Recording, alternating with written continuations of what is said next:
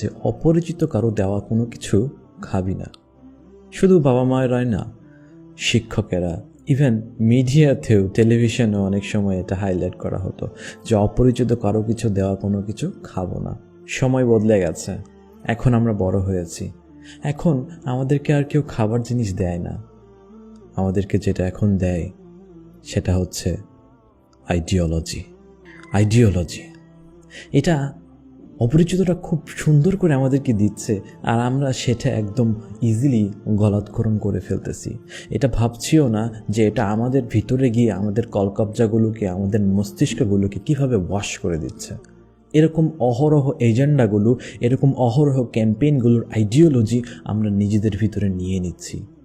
আমরা এটা বুঝতেই পারছি না কিভাবে আমাদেরকে সোশ্যাল ইঞ্জিনিয়ারিংয়ের মাধ্যমে মোটিভেট করে আমাদেরকে চেঞ্জ করা হচ্ছে, আমাদের আইডিওলজিকে চেঞ্জ করা হচ্ছে।